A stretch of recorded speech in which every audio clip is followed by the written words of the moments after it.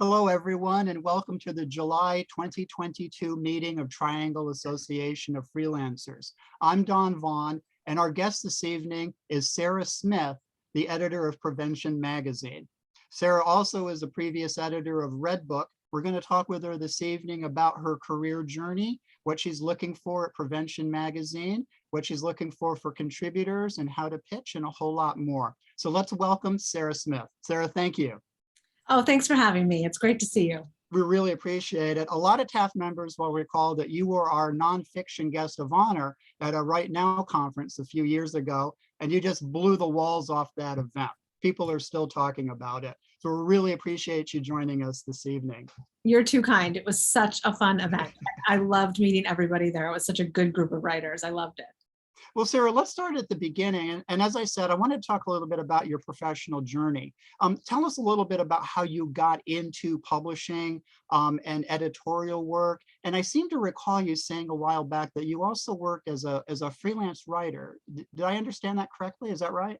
I did briefly work as a freelance writer, but I kind of knew for a long time that I wanted to be an editor. I mean, I was the editor of my college paper, and then I did internships. So it was kind of always the plan to be a writer. But my mom, to be an editor, but my mom was a freelance writer when I was growing up. So I had a sort of understanding of what that takes, what the different roles are in putting together a publication. And then in different times when I was between jobs, because magazines are always folding, I have done freelance writing. But most of my career has been in editing. Either, when I was starting out, I was assisting the more senior people and learning from them. And then as time went on, taking on more responsibility myself. But I started by doing internships at serious magazines. I worked at Ms. Magazine and Harper's Magazine, and I had this idea that I was going to be an editor at that kind of literary political magazine, because I thought, I'm a smart person who cares about the world. But when I was then applying for jobs that paid, it was either sort of go into fact checking as the way to start in this sort of serious magazine world, or I interviewed with the people at Ladies Home Journal. And I will tell you, the women who worked at Ladies Home Journal were just as smart as all of the people who worked at the fancy, serious magazines, and they seemed to be having a lot more fun at work.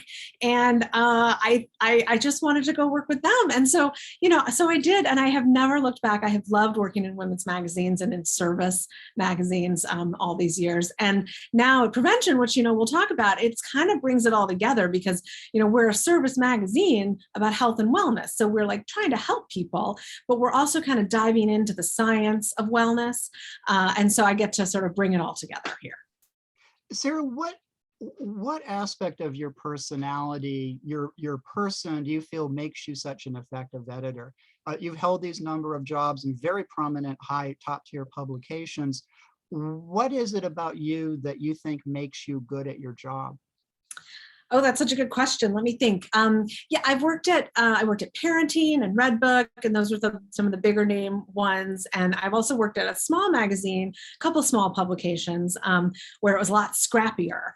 But I think in both kinds of magazines, both kind of settings, I think being organized and being able to kind of roll with things has really helped me have longevity in my career. I also think I can identify what a good story is. I like to work with writers and junior editors and talk things through and build a story that works for the brand. Like I think I've gotten good at that, but I think the part of my personality that makes me good at it is, just keeping on top of things and not letting things get to me.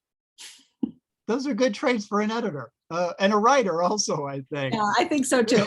I definitely think so. Having seen, working with writers for, 25 years and knowing my mom's work all those years, I think you do have to, you have to be clear about what you're doing, get your work in, right? I mean, that's the organizational side for writers.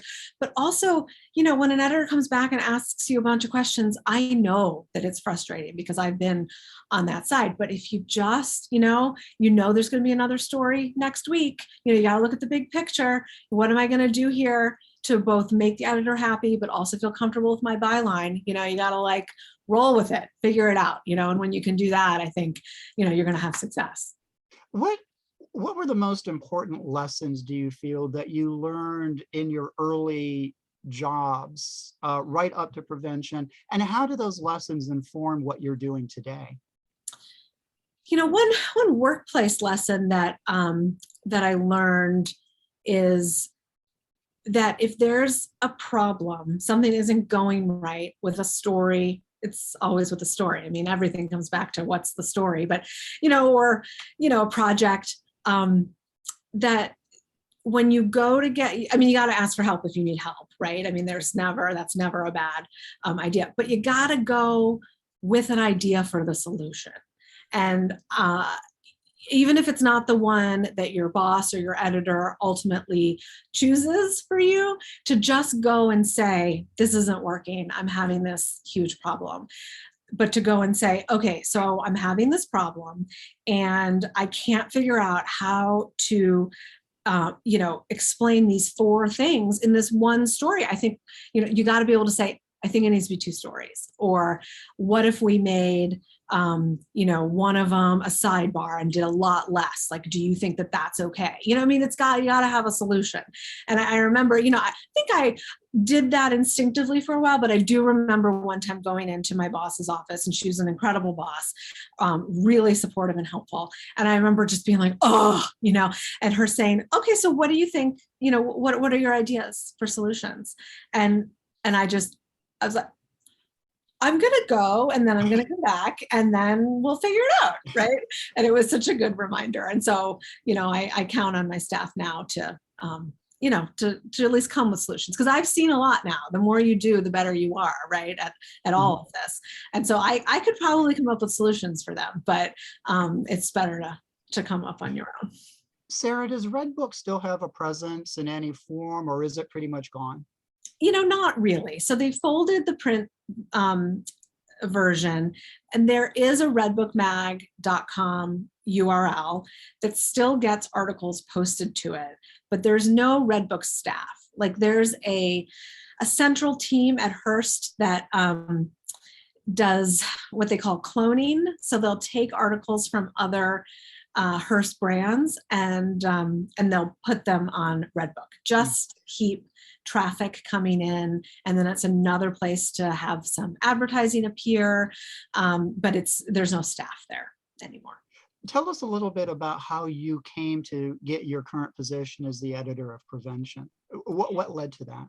Well, I was working at Redbook and running that, but the writing was on the wall that wasn't going to be around very much longer.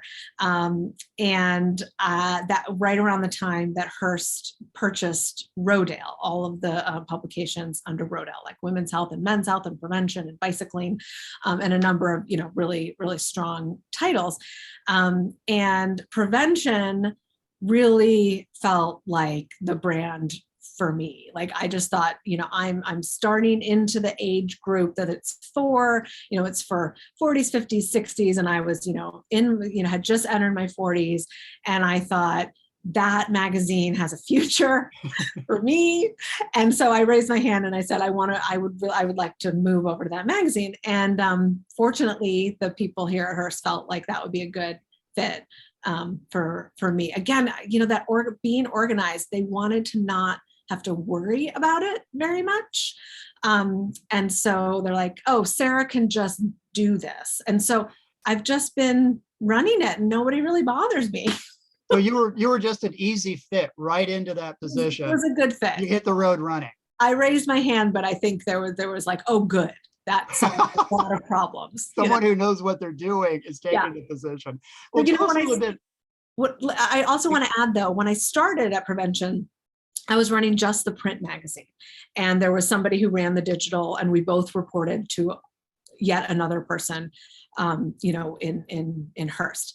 But then after about a year, that digital person moved on to another job, and then they put me in charge of the brand as a whole. So I had been running just print, and now I'm the editor-in-chief of all of Prevention, including digital and we have many brand extensions, books and DVDs, and I mean, lots of things like licensing products. We have a lot of things. So I'm now, I oversee all of that. I do want to talk with you a little bit more about those ancillary things related to prevention, especially if there's opportunities for freelancers with those. Mm-hmm. But first, I wanted to talk a little bit about your editorial responsibilities. What is your day-to-day like as the editor of Prevention? It depends on where we are in the cycle of the print magazine. We're one of the last print magazines that comes out 12 times a year. So it is, a very regular cycle. So there are weeks where I'm very, very focused on print, or what I'm focused on for print differs. So like there's a week where I spend a lot of the time looking at what's the art going to be, the photo and the creative director, they come and that's what we do. And then there's another week where I'm reading all of the stories, either top editing them, closely myself, or reading, what other senior people have, finalized. And then there's another week where it's just like all the detail work at the end, getting it to the printer. So there's that. So that's sprinkled through the different weeks every day in some way on print. But then I also, now that I oversee digital, there is a digital director who knows way more about digital than I do. But I look at what she's working on. She fills me in on what the big deal is, with everything. I keep track of our traffic. Sometimes I'll edit some of those stories. I've learned to build stories in our content management system, which is a new skill for me. It's a good thing to know how to do for me. And then I have a lot of meetings, meetings about the brand, meetings about books, meetings about what are we going to, which models are we going to choose? What kind of marketing materials are we going to put out? I mean, just meetings, lots of meetings. My son, my job is sending emails and having meetings. I'm like, no, I edit articles. Well, let me ask you though, do you, as the editor-in-chief, if I was a contributor and you gave me an assignment, I delivered the assignment, would you be the individual who would be editing my work?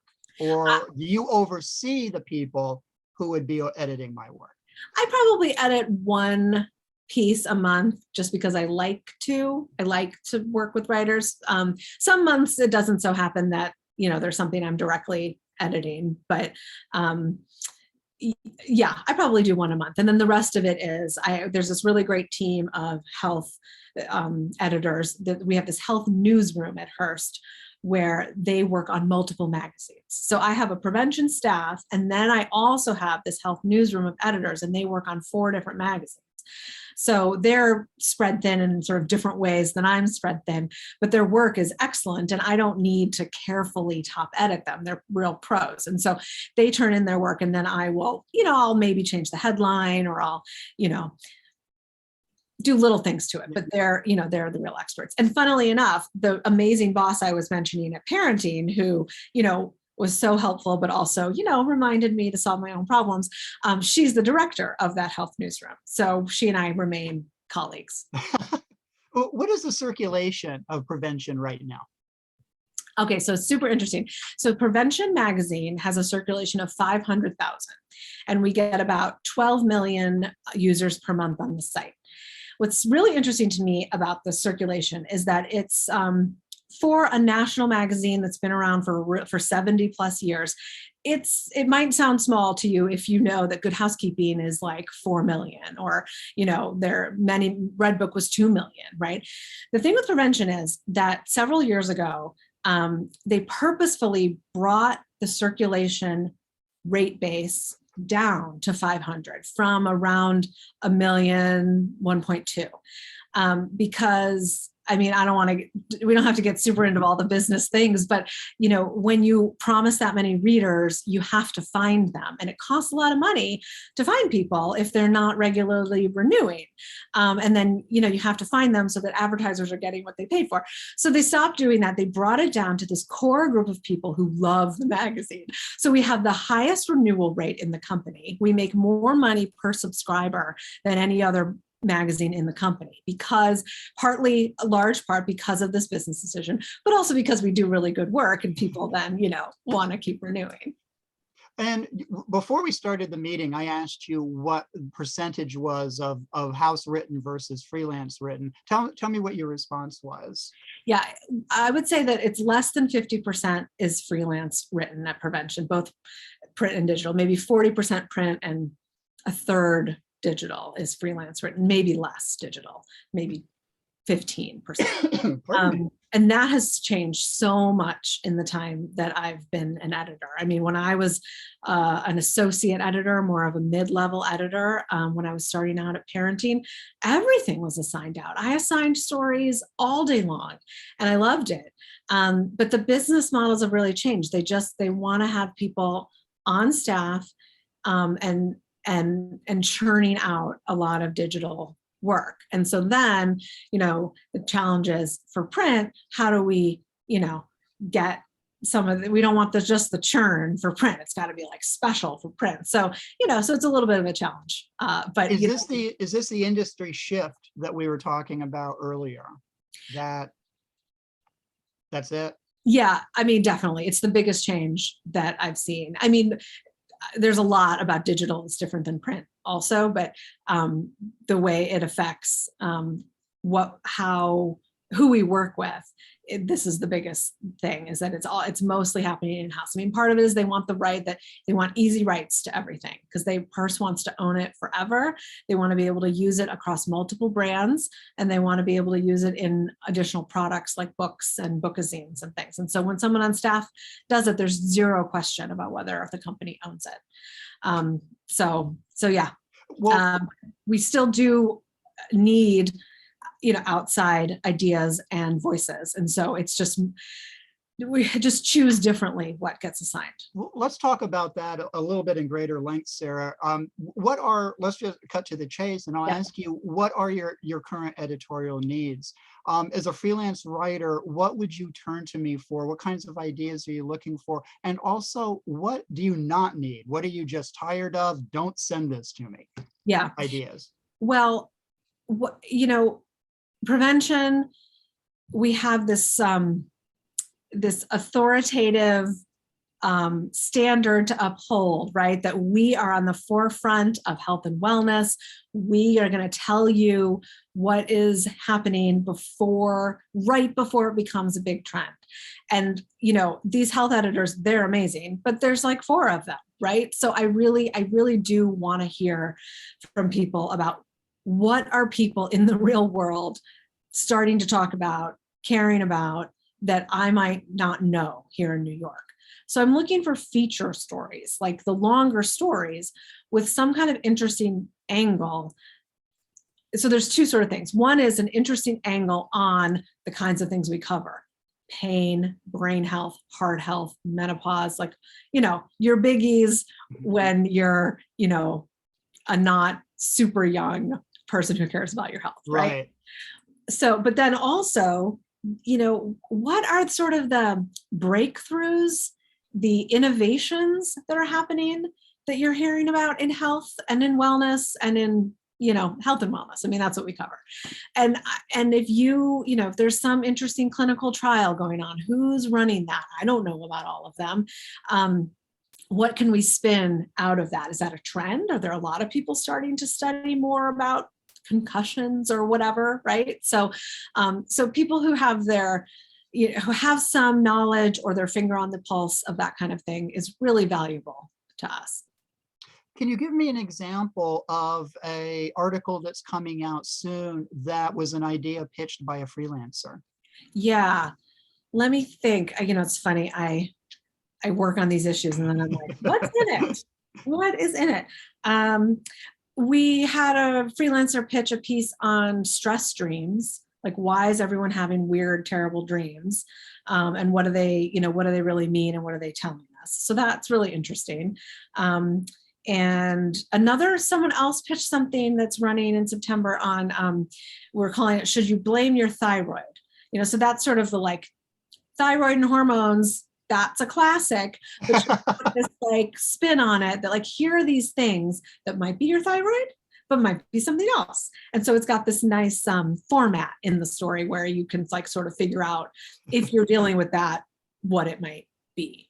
So both of those, they both felt like, right on brand for us. Were these writers that you'd worked with previously, or are they new writers to you? Those were both writers we had worked with previously. Yeah. I would say that our team is very open to new writers, but I will tell you something. Hearse is not open to writers who do not have a website. The legal team has a big, long checklist that we have to answer. And if you don't have a site that shows that you are a writer for hire and that you work for multiple, that you write for more than one place, or you have a history, it's really hard to get you approved. It's not impossible. If you have clips, and you have LinkedIn or whatever, we can show that and we can deal with them, but it's a lot easier for the editors to get that contract request through. I'm intrigued by that though, Sarah. What's the rationale behind the must have a website policy? Is it just to ensure that the person pitching is who they say they are, is a legitimate writer with experience? Yeah, it's all of that, but it's also, I think it's also a legal issue around, are we hiring someone who is a professional writer, who is not a freelance person, who is not expecting us to hire them as a staff? I see. And yeah, it's annoying. That's interesting. That's very interesting. Can I ask what Prevention pays? Okay, so this is interesting. So we pay $2 a word for print, which is, I know print writers in big magazines haven't gotten a raise in 15 years or more, but that remains, on the high end these days, even though it should be higher. But digital still gets paid less. Like, it's just, a digital story that's 1,000 words will get paid $300, maybe $350. The way I like to explain it, there's a lot of business and reasons for why that has happened and how we make money. And, people didn't used to think the internet was worth anything, but, print, we do put people through a longer process. It goes through, 2 editors, their editor and me. We ask more questions. We require all very detailed backup for the fact checker. Things on digital aren't fact checked, and they're usually not as heavily edited. So it's like less money, but also less of your time. It's a better opportunity for freelancers, the website. Yeah. Well, it's funny because we actually don't assign a ton on the website, but but there's more. We don't assign a ton percentage wise, but because we put out so much more for digital, yes, there's more opportunity. And I'm assuming that you purchase all rights. You'd mentioned that, that's a Hearse thing, that they're all about owning this thing. Yes. There have been occasions where we'll do first worldwide when it's a very personal story. But if it's that thyroid story, it's going to be all rights. And what are you not looking for? You've told us, kind of, what the line is, but what do you get a lot of that you're tired of? What do you not want to see anymore? What do I not want to see? I guess, this is going to sound funny. A lot of what we do on digital is for search, like there's a lot of search around bug bites, why is my hand swollen, right? So there's a lot of that. But our team handles that. And it's just not, I think this might be different for some other brands, not at Hearse, but the way Hearse is organized is that our in-house teams tackle those SEO stories. And so when someone pitches me an evergreen story like that, like, why does my knee hurt? Why does my eyelid twitch? Those kinds of stories. We love those stories on digital, but I've got someone doing them. right? What I really need the writers to come to me with is, interesting perspectives from sources, you know, a good packaging of a topic, which we don't need for digital. And then for digital, though, first person or as told to stories with people who have had interesting health journeys of some kind. And we also do a series called My Diagnosis, where it's people who took some time. It took some time to figure out what was wrong with them, like what their symptoms really meant. And these are super popular stories. I have a staff editor who, writes many of them, but, she's getting a little tapped out on finding people. So, we're always definitely, they do really well in print and digital. So they get paid the print rate but they also are successful for us on digital. So, if you know anybody who's got a wild story about their health condition, that can be a good, really see what we might be able to send you. But that's incredibly valuable advice, Sarah. It really is. How do you like to be pitched? If anyone with this meeting or anyone in TAF has an idea that they feel meets your editorial needs, what's the best way to get it in front of you? Definitely email is the best. And, a couple of paragraphs, with a good sort of like head and lead up to the story within the email. I might not necessarily use that same headline, but if you can't explain the story in a nut graph and in a head, your elevator pitch, it's going to be too hard for me to sort it through, right? Okay. And then, a few sentences about what you're going to do with it, not just I'd love to do a story on, should you blame your thyroid? Like, tell me more, right? I definitely want at least a paragraph. Do you want sources? I don't need the specific sources. I'm interested in what kind of sources you would talk to. Like, would you talk to cardiologists or would you talk to naturopaths? And both are kinds of people we talk to. I just want to know like how you're thinking, unless there's something super specific, like this doctor, is doing this amazing thing with Alzheimer's. Like then I want to know, that we can talk to that person. I wanted to ask Sarah, what is it about your job as a magazine editor that you feel most people, including writers, don't understand? What would you like us to know about your job that we may not? Well, I would guess that most of you know this, but that I'm really juggling a lot of things. Like I will always think that the content is the most important thing because we are nothing without it. Like nothing that we are growing and building and trying to do would work if we didn't have good content. But at the same time, I am trying very hard to, define the brand for advertisers and, help, other divisions at Hearse, use our brand on other kinds of products. Like I'm spread really thin. So I need that content to come to me well thought out. So I guess it's the idea that as much as I love being an editor and that editing is like reading a story, for me, editor is also brand leader. And I think, that's a hard thing to wrap your mind around unless I didn't even know what that was until I was doing it. So. Yeah. One of the sessions I'm presenting at the Writer's Digest conference is about the writer-editor relationship. And actually, I incorporate a story you told me for the Writer's Digest article you helped me with on professionalism. Before I let you go, I wondered if there was anything you would like to add regarding the writer-editor relationship that those joining us in TAF tonight would need to know, but also something I could share with my audience in New York. Well, I think we need each other so much. I think everybody needs an editor. Like, I think you hear that a lot. Everybody needs an editor, right? But I think every editor needs a writer. We're nothing without our writers. I am not a write from scratch person. Like I have to write my ed note every month and I'm like, oh, I don't know what I'm going to write. Right? But so I think, editors, I think creating that relationship where you both trust each other is really the goal. I don't know if that really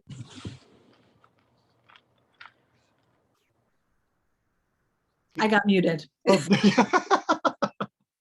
I appreciate that. Also, I was wondering if there was any resources that you could recommend to writers that would help them move forward, but also would kind of give them a leg up when it comes to, say, working for you or any other top tier magazine. Any books, any websites, anything that you would recommend we go to kind of hone our craft and learn a little bit more? Well, my best advice really on that, I don't know that I have a great book to recommend, but, when it's clear to me that people have read our recent work on prevention.com or have seen the magazine lately, libraries and doctors' offices have it if you don't subscribe. It's not a cheap magazine. So I get it that not everyone's going to buy every single one. But I really do think that reading, I know, again, you all here know this, but reading the publication that you want to, be a part of, there's really, in my opinion, nothing more valuable than that. And getting a sense of, what kind of experts they use, the style, the kind of columns that they publish. I just find that incredibly valuable when someone says, I'd love to do a story like the one you did in September on sleep, but I'd like to do it, in a similar format, but on, I don't know, exercise, whatever it is, right? Sure. And then I think, oh, okay, I can wrap my mind around that. Plus this person, I don't need to tell them. So read the magazine. Yeah. Read the magazine. That's That's good advice for whoever you pitch to, I think. Yeah. And if you're not reading the magazine, you're pitching blind, you're probably doing a very bad job of it. Yeah. I still get pitches for Redbook and I feel bad because it's not a magazine anymore. So, I think, oh, you aren't aware that 3 years ago, that magazine. Sorry, it's dead. Yeah. I get the confusion with the website that still exists, but I get pitches for print Redbook and it is no more. Oh, that's sad. Yeah. That's sad. Sarah, you're 10 kinds of awesome. Really appreciate you joining us tonight. Would you stick around for a couple of audience questions? Of course, yeah. Does anyone have any questions for, just raise your hand for Sarah? Nope. I said everything. You did. You just got it out there. Sarah, thank you so much for joining us tonight. We really, really appreciate it. Don't be surprised if you get an idea or two from some people, because you've really given us some deep insight on how to do this properly and what magazine editors are looking for and what they do day to day. That is invaluable. And we really do appreciate it very much. Well, I'm pleased to talk to you all and look forward to hearing your interesting stories of, medical mysteries and medical journeys and breakthroughs and health and wellness. Well, my wife is a nurse practitioner. I remember. How many years experience, babe? I should know this. I became a nurse practitioner in 1997, but I've been a nurse since 1975. So you've seen some things. Oh, yes. And, yes. And I deal with geriatrics predominantly. So yeah. Fun stuff. There's some ideas there. Sarah, we'll let you go. I know you've got a 10-year-old son to take care of. Thank you. Tell him hi for us. Will do. Will do. And again, we really appreciate seeing you this evening. Hope you have a great week. Thanks. You too, everyone. Good night. Take care. Thanks, Sarah. Bye-bye. Does anyone have any good news to share? Anything cool coming up? Anything going on? Any sales? Nancy? Got to unmute.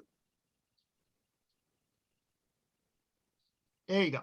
I'm on my 60th book for Writer's Digest competition. Woo. I have 21 to go. How many to go? 21 to go. Oh, She asked me, I put in for 75. She asked me if I could do more.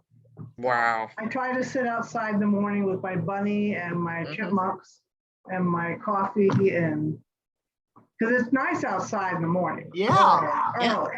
Allison, are you doing that also? Yes, oh God, I always mean well. I always mean to I always mean to, be on top of it, but I've got 19 to read by, I think it's August 5th, isn't it, Nancy? No, it's farther. I think you only have to have the winners of the grouping by 16th of August. Yeah, but you have to send it. You The have to, deadline was like the 30th. Yeah. No, And, you- uh, it How has many to- books did you get, Allison?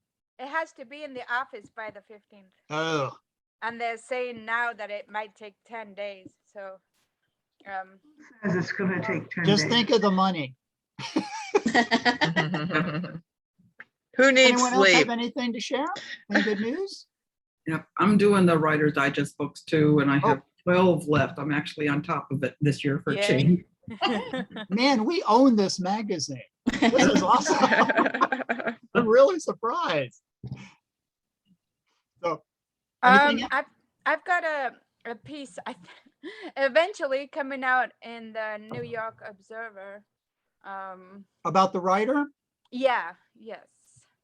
And the books, which is the one piece of writing work that I've been paid most for ever in my whole. I've been paid similarly good money for producing, but that's different. Yeah, but For, you earned right- this check. I know what you went through for this story. Yes, I have. I've earned every penny of it, but you know, it's it was very, very good pay. I couldn't really turn it down. So It's off your desk? yeah, I'm assuming after 2 rounds of edits, I'm hoping it's. I hope so. It's like, Well, I'm glad you got that assignment though, Allison. Well, thank And you you did a for great job with it. You really well, thank did. you for proofreading. It was driving me nuts. I, It was it was the longest piece too, between 3,000 and 4,000 words, and I haven't written anything journalistically that long. I've written novels, but you know, journalistically that long, essay wise, since college. You know, extended essays in college. So that was a long piece. I just finished 3,700 words on Rambo in popular culture for Retro my- Fan magazine. Oh my! For what magazine? For Retro Fan, Oh. one of the magazines that Michael Urey edits. Oh, okay. That was fun. I got to interview David Morrell again about that. And so that was a fun piece to do, but it was a lot of very detailed research on things like action figures and video games and comic books. So it was a lot of online research for that Yeah. piece. So Yeah. that was I had good. I had to read 4 books, which on top of my Writer's Digest reading. So it's like, oh my Lord. Oh, that's right. Sweetheart? and be happy you're not doing professional publication. I just co-authored an article with a colleague for a professional nurse practitioner journal. We are set to a whole different standard when you're writing for a professional journal because you have to use evidence-based research throughout the article to support everything. And the topic that we had chosen was certainly an important topic and an up-and-coming topic, but because of that, there was not a lot of evidence-based research out there yet. So we kind of had to extrapolate how what we wanted to present could be then applied to where we were going. And we were talking about health promotion in assisted living facilities. Wow. So we were using things from general health, from nursing homes, from different areas and applying it. Well, we went through the first round and they have 2 professional editors that just basically tear the whole thing apart from not only the research and the evidence, but the text editing and everything. And then they send you back this giant letter with all of their recommendations. And then you have to take that letter and put it into a table and do everything that they recommended, unless you can prove that you shouldn't. And then you have to list that all in the table and return it luck. with the article. And we did. And they sent it immediately back and said, no, we didn't like the table. We don't think we got the right table. It's still too superficial. You don't have enough evidence. So instead, we're going to make you an offer. You've got 2 weeks and we can submit it to this really quick and easy flyby online journal that'll publish anything, was kind of what it sounded like. Or you can do a total rewrite in a different focus and submit it to our general geriatric magazine. So we, I don't know what we're going to do since I'm not the lead author. I'm also very concerned that I'm not going to do a project again with the lead author because she did not meet any of our deadlines, which also did not help. So another important lesson there, folks. If you're given a deadline, please meet the deadline. She took 2 extensions. So Also, not, these journals don't pay. There's no, no money no. to be We had are in doing writing this these for the articles. prestige of being printed Yeah. in our profession. Anyone else have anything to share? Oh, Drew, No. and then Joel? Yeah, I just wanted to mention that we're getting ready to start promoting the Carolina Book and Writers Conference. It will be held on Zoom. It'll be September 17th to 18th. And there's a code 22 TAF, which gets you a half price ticket. So anybody that's interested, I'll put something up on the site once we start into the heavy promotion. But and if you have any questions, feel free to get a hold of me and I'll be more than happy to talk Is with you Dewey about it. Cassell still participating? He is. In fact, I talked to him today and we're going to do his 1-minute promotion next week. So that should be coming out on Facebook. So Excellent. Keep us posted, Drew, and do send something to the group about that. I will. Thank you. Joel? Joel, you're on mute. There we go. There you Hi. are. Okay. I've got an odd little project going out of the blue, representative from a Norwegian conglomerate, a really big Norwegian conglomerate. It does everything from books to magazines to websites to television shows. And this is the book division. And out of the blue, they asked, since I've handled the estate for my father's writings, they want to republish all the old Westerns. And so the interesting thing here is if they put them out in paperback, these are 40,000 word pulp novels that used to sell for 50 to 75 cents in the United States. They'll be selling for $17.90 a book in Norway. And they figured that's a normal price. But then again, I thought, well, Norwegians aren't paying for pension or saving up for college or anything. Maybe they have more disposable income. And but the main thing that's interesting is they want to do audio books that stream with it. And Europe in general, because I know we've got British publishers handling the Westerns as well, and a German publisher. Westerns in Europe are very popular still. And it used to be when Dad would have these things come out in the 1970s, they sold as many copies in Norway with 3 million people as they did in the United States. And that's the effect of long winters and one socialist TV station, I guess. But nowadays it's interesting. This is pitched towards sort of the sentimental retro market, guys that grew up reading these particular books. It's a matter of they're going to see them available again, and they're going to try the experiment of seeing you can buy the whole audio book as a standalone thing, or you can pay a subscription to stream a whole bunch of this publisher's stuff. And I didn't wind up getting a percentage of it, but they pay a very nice royalty up front. I was going to ask you if they were going to pay like a flat fee just for the total rights, or if it would be a royalties on sales. Well, it's a royalties. They're putting up $500 each, which when you look at 20 titles, it adds up. Yeah. And it'll have to earn back its advance each way, but you never know. I mean, is it going to be something that's suddenly incredibly popular with audio streaming, or is it going to be a bust? Who knows? Always a crapshoot. Yeah, it's always a crapshoot, and it's interesting dealing with Norwegian publishing law or Norwegian custom, since they have an odd law. They have to have an audio book completed by the end of the year before they can legally sell it in the next year. Hey, they're Norwegians. And, So, Well, you know, that's awesome news, though. but the problem is everybody in Norway is on vacation till the end of August. Now, how do you get 5 audio books done? And you got to get the translations too. Yeah, Mhm. well, that's their problem. Yeah. That's awesome news, though, Joel. But Congratulations on that. it's been interesting to Keep deal. us posted. Yeah. Yeah, that's neat. Yeah. I love And if you that. want to stream a Western in Norwegian, let me know.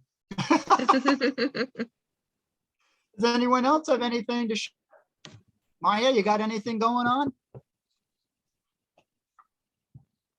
Yeah, really busy with one particular freelance. It's more like freelance editing client. So more, more work, more income.